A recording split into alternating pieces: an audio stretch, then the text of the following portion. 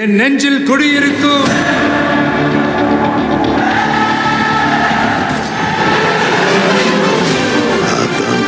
உலக தமிழர்களுக்கு வணக்கம். நான் உங்கள் வெங்கிரத்னம். இன்னைக்கு ஏன் வீடியோ லேட் ஆச்சு அப்படின்னா, திமுகவோட கடைசி பட்ஜெட் அப்படிங்கிறது இன்னைக்கு தாக்கல் செய்யப்பட்டுச்சு. அதாவது இந்த அரசோட கடைசி பட்ஜெட் இல்ல, திமுக அப்படிங்கிற கட்சிக்கே இதுதான் கடைசி பட்ஜெட். இவங்க ஆண்டு கிழிக்கிற லட்சணத்துக்கு இதுக்கு மேல பட்ஜெட் வாசிப்பு அப்படிங்கறத கேட்கறதுக்கு உறுப்பினர்கள் இருக்காங்களா அப்படிங்கறதே சந்தேகம். அந்த அளவுக்கு சில சம்பவங்கள் அப்படிங்கிறது இன்னைக்கு திரைமறைவுல நடந்துருச்சு. இருந்தாலும் காலையிலேயே பட்ஜெட்டுங்கிறது காது குத்து விழா அப்படின்னு சொல்லிட்டு பத்திரிகை எல்லாம் அடிச்சுட்டு போய் மாஸ் காட்டினாங்க அதிமுக. சரி, இவங்க எந்த அளவுக்கு அசிங்கப்படுத்துறாங்களே அப்படிங்கிறதுக்கானாச்சும் பட்ஜெட்ல ஏதாவது இடைச்செருகளா, மக்களுக்கு நல்லது செஞ்சிட மாட்டாங்களா, நம்மளும் திட்டி திட்டியே பழகிட்டோம், ஒரு நாளைக்கு இவங்களை புகழ்ந்து பேசிடுவோம், பட்ஜெட்டை பார்த்துட்டு வீடியோ எடுப்போம் அப்படின்னு சொல்லிட்டு தான் இவ்வளவு நேரம் காத்துக்கிட்டு இருந்தேன். கடைசியில அந்த பட்ஜெட்டை பார்த்தா அதுல ஒன்னும் இல்ல, கீழே போட்டுரு அப்படிங்கிற மாதிரி தான் இருந்துச்சு. வழக்கம் போல கருணாநிதி வாழ்க, ஸ்டாலின் வாழ்க, உதயநிதி வாழ்க, இன்பநிதி வாழ்க, இதுதான் பட்ஜெட்டோட முக்கியமான அம்சமா இருந்தது.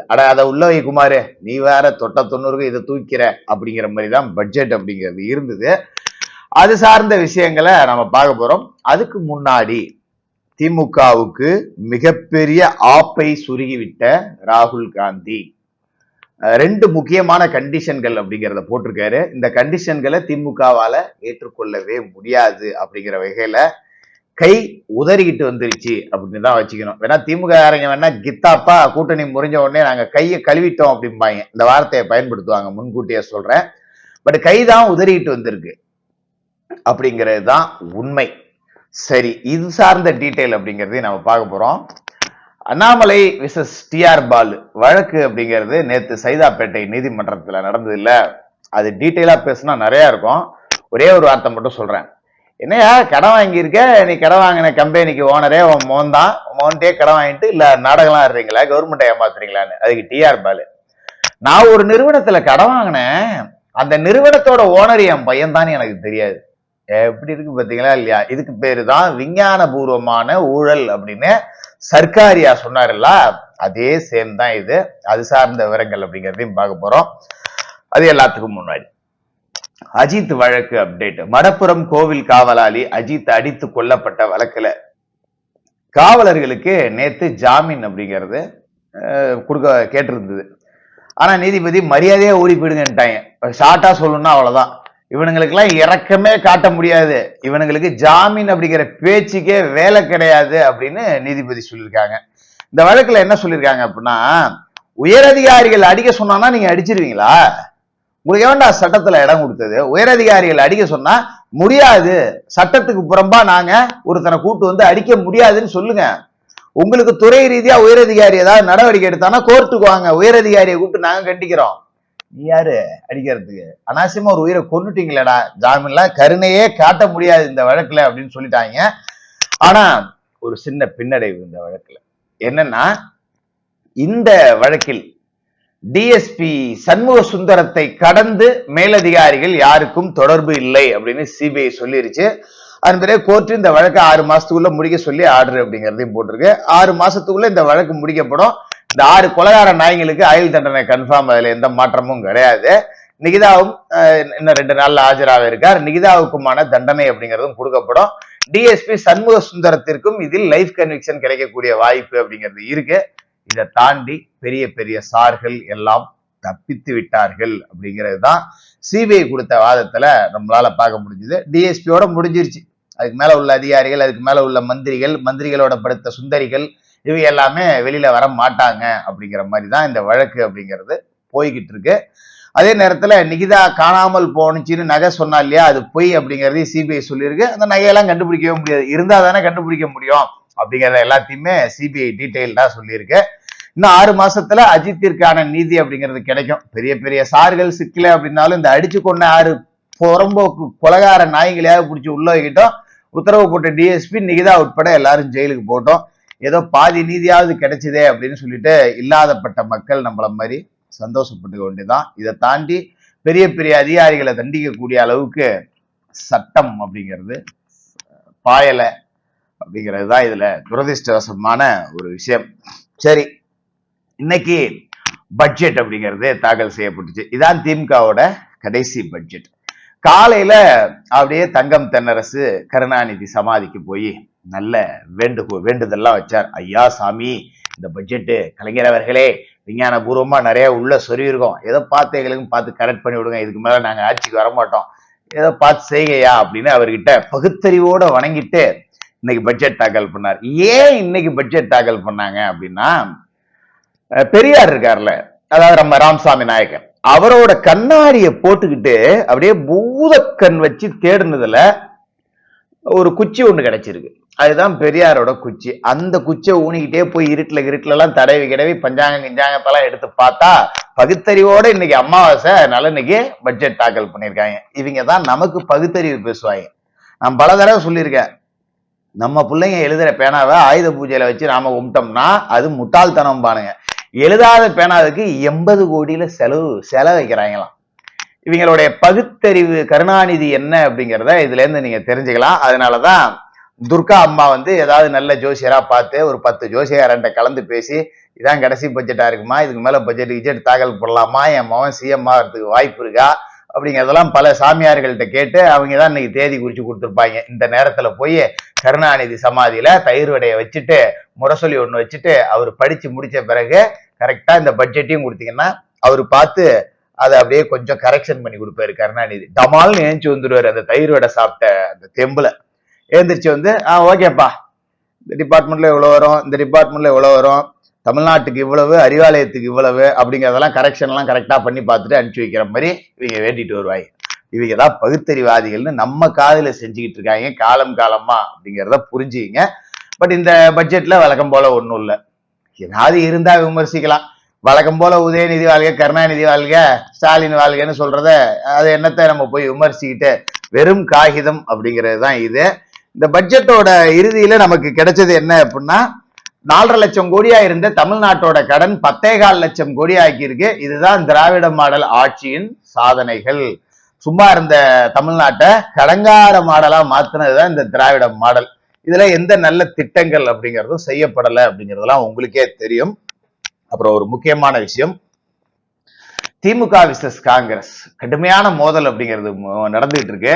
செல்வ பெருந்தகையை எப்படியாவது, இந்த வாலி எப்பவுமே கையில வச்சிருப்பார்ல, அதுல நல்ல தண்ணியை தூக்கிட்டு இருக்காரு. இப்ப வழக்கமா வேற தண்ணியை தூக்கிட்டு தான் தீவாங்க அவங்க ஆட்கள்.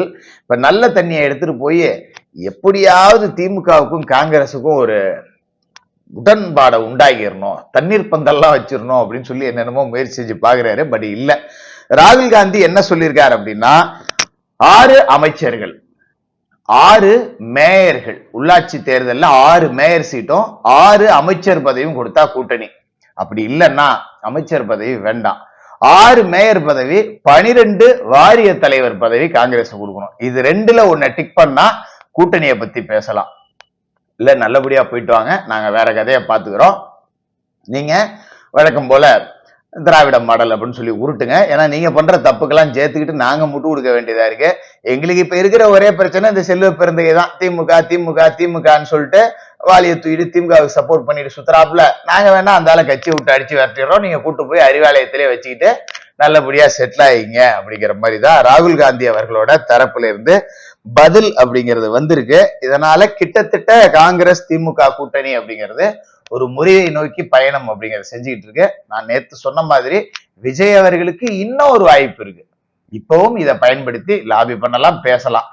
சில பேர் சொல்றாங்க, நிறைய கமெண்ட்ஸ்ல சொன்னாங்க பணம்லாம் கேட்கறாங்கன்னு. காங்கிரஸ் தான் பணம் கேட்க மாட்டாங்க, காங்கிரஸ் இல்லாத காசா உங்ககிட்ட இருக்கு. இப்ப நீங்க தேமுதிக பணம் கேட்குது அப்படின்னு சொன்னீங்கன்னா கூட அதுல ஒரு லாஜிக் இருக்கு. சின்ன சின்ன கட்சிகள் எலெக்ஷன் செலவுக்கு பணம் கேட்பாங்க தான்.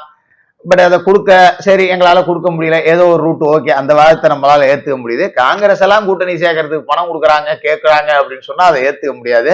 போய் லாபி பண்ணி திமுக காலி பண்ணக்கூடிய வேலைகளை பாருங்க, அதுதான் நல்லது அப்படிங்கிறத சொல்லிக்கிட்டு, இன்னைக்கு அதிமுகவினர் பட்ஜெட் தாக்கலுக்கு முன்னாடியே காது குத்து பத்திரிகை அடிச்சு எடுத்துட்டு வந்தாங்க. சிங்கார சென்னை பேக்கேஜ் திட்டம், கூவத்தை சுத்தப்படுத்தும் திட்டம், இந்த மாதிரியான ஸ்கீம் எல்லாம் எடுத்துட்டு காது குத்து விழா அப்படிங்கிறது நடத்தப்படும்.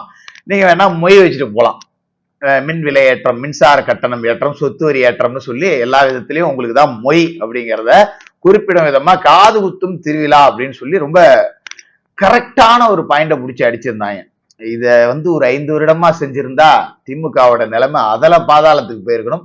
Right, okay. கடைசி நேரத்திலேயாவது மரண அடி அப்படிங்கிறத எடுத்து காமிச்சிருக்காங்க. கிட்டத்தட்ட 4 வருஷமா எதிர்க்கட்சிகள் இல்லாத ஒரு நிலை இருந்தப்ப கடைசி ஒரு வருடத்திலேயே திமுகவுக்கு மரண பயம் அப்படிங்கிறத காட்டிக்கிட்டு இருக்காங்க. இன்றைய செயல்பாடு அப்படிங்கிறது ரொம்ப சிறப்பா இருந்தது. மறுபக்கம் இன்னொரு பெரிய ஆப்பா மு.க. அழகிரியின் வலதுகரமான முன்னாள் மதுரை துணை மேயர் மன்னன் இன்னைக்கு அதிமுகவில் இணைஞ்சிருக்கார். இன்னைக்கு இப்ப நாம இந்த வீடியோ பேசிட்டு இருக்கிற நேரத்துல திரு எடப்பாடி பழனிசாமி அவர்களை சந்திச்சு அதிமுகவில் தன்னை இணைச்சுக்கிட்டார், பேட்டியும் கொடுத்துக்கிட்டு இருக்கார். மன்னனை அனுப்பியதே அழகிரி தான். ஏன்? ஏற்கனவே அழகிரியோட ஆட்கள் எந்த விதமான செல்வாக்கும் இல்லாம செல்லா காசுகளா தான் மதுரையில இருக்காங்க. ஸ்டாலின் அழகிரியோட ஆட்களை உள்ள விடவே கூடாது அப்படிங்கிறதுல இருக்காரு. ஒருத்தர் 2 பேர் தப்பி வந்தாலும் கூட அமைச்சர் மூர்த்தி மாதிரியான ஆட்கள் தடுத்துக்கிட்டு இருக்காங்க. தளபதி மூர்த்தி எல்லாம் இப்ப அப்படியே அழகிரிக்கு கப்பம் கூட கட்டுறது இல்லை அப்படிங்கிற லெவல்ல கொஞ்சம் தன்னை மீறி போயிட்டு இருக்காங்க. சரி, இது வேலைக்கு ஆகாது அப்படின்னு சொல்லிட்டு தான் இப்ப அழகிரியோட ஆசீர்வாதத்தோட தான் மன்னன் எடப்பாடி பழனிசாமி அவர்கள் அணியில் இணைந்துள்ளார். இதுக்கு முழு காரணம் அழகிரி ஒரு அறவேக்காடு அப்படின்னு நேத்து டி.ஆர். பாலு கோர்ட்ல சொல்றாரு. இத திமுக தரப்புல ஒருத்தம் கூட கண்டிக்கல, ஸ்டாலினும் கண்டிக்கல, குறிப்பா கனிமொழியும் கூட கண்டிக்கல. அப்படிங்கிறது தான் அழகிரிக்கு ஒரு பெரிய வேதனையை கொடுத்திருக்கு. அதனாலதான் இந்த இணைப்பு அப்படிங்கிறத இன்னைக்கு தொடங்கி இருக்காரு. ஸ்டாலினை முடிச்சு விடணும் அப்படின்னு சொல்லிட்டு, இந்த ஆட்சியை முடிச்சு விடணும் அப்படின்னு சொல்லிட்டு அழகிரியும் முடிவு கட்டியிருக்காரு அப்படிங்கிறத இதுல இருந்து பார்க்க முடியுது. இந்த விசாரணையில 10 கப்பல் சேது சமுத்திர திட்டத்தை வச்சு நீ நல்லா சம்பாரிச்சிடலாம், கல்லா கட்டலான்னு வாங்குற. அழகிரியே கூட அந்த காலகட்டத்துல பேசினாரு அப்படின்னதுக்குதான் அழகிரிக்கு சேது சமுத்திர திட்டத்தை பத்தி ஒன்னும் தெரியாது, அறவேக்காட்டுத்தனமா அந்த ஆள் பேசியிருக்காருன்னு பாலு சொன்னாரு. ஆனா அண்ணாமலை கிராஸ் செக் பண்ணும்போது, குறுக்கு விசாரணை பண்ணும்போது என்ன சொல்லிட்டாரு அப்படின்னா, நான் 10 வாங்கல, 2 கப்பல் தான் வாங்கினேன். அதாவது நான் கோடிக்கணக்கெல்லாம் திருடல, சில கோடிகள் மட்டும்தான் திருடினேன் அப்படிங்கிற மாதிரி ஒளரி கொட்டி சிக்கி இருக்கார் டி.ஆர். பாலு அப்படிங்கறதான் தெரியுது. 27 நிறுவனங்கள் டி.ஆர். பாலுவோட மகன்கள், டி.ஆர். பாலு பேர்ல இத்தனை நிறுவனங்கள் இருக்கு. இதுல தஞ்சாவூர் பக்கத்துல இருக்கக்கூடிய வடசேரியில இவரோட ஒரு சாராய ஆலையை எதிர்த்து தொடர் போராட்டங்கள் நடந்துட்டு இருக்கு. அதை பத்தி கேட்கும்போது, நான் அந்த நிறுவனத்துல சாதாரண பங்குதாரர் தான், அது எனக்கு எதிரான போராட்டம் இல்ல, ஒரு நிறுவனத்துக்கு எதிரான போராட்டம் தான் அப்படின்னு அதே வடைய பெரட்டி மாத்தி மாத்தி மாத்தி சுட்டுக்கிட்டு இருந்திருக்காரு டி.ஆர். பாலு. எது எப்படியோ இந்த டிஎம்கே ஃபைல்ஸ் அண்ணாமலை 2023 ஏப்ரல்ல வெளியிட்டாருல்ல, அது சார்ந்த மான நஷ்ட வழக்குன்னு சும்மா போட்டு பார்க்கலான்னு டி.ஆர். பாலு போட்டுக்கிட்டு தொக்கா சிக்கி இருக்காரு. இப்ப அண்ணாமலை அவர்கள் அங்க சுத்து வாங்கினாரு, இங்க சுத்து வாங்கினாருன்னு டி.ஆர். பாலு வாய விட, இது எல்லாத்துக்குமே நான் வருமான வரி கட்டியிருக்கேன், என் மனைவி அரசு உத்தியோகத்துல இருக்காங்க, இதையெல்லாம் பத்தி பேசினதால உனக்கு எக்ஸ்ட்ரா ஒரு மன நஷ்ட வழக்கு பார்சல்ரா தம்பி, அப்ப பூரா சீவிட்டேன், நீயாவே வந்து 10 கப்பல் வாங்கல, 2 கப்பல் தான் சொல்லி உக்காந்துட்ட, இதுக்கு மேல உன்னை அமுக்க வேண்டிய வேலை மட்டும்தான் என்னோட வேலை, அப்பதான் நீயே சொருவிட்டிய, அதை இன்னும் நல்லா உள்ள சொருக வேண்டிய வேலை மட்டும்தான் என்னோடது அப்படின்னு சொல்லி வலுவா டி.ஆர். பாலுவை சிக்கியிருக்கார். அப்படிதான் போயிட்டு இருக்கு. எது எப்படியோ இன்னைக்கு திமுகவோட முகத்திரை அப்படிங்கிறது கிழிக்கப்பட்டிருக்கு பல இடங்கள்ல. அது இன்னும் தொடரும், அதிரடிகள் தொடரும், இன்னும் இந்த கூட்டணி செதறும், திமுக அழியும், திமுக நாசமா போவோம். அந்த நாளுக்காக தான் நானும் காத்துக்கிட்டு இருக்கேன். நடந்தே தீரும் அப்படின்னு நம்புவோம், தொடர்ந்து பேசுவோம்.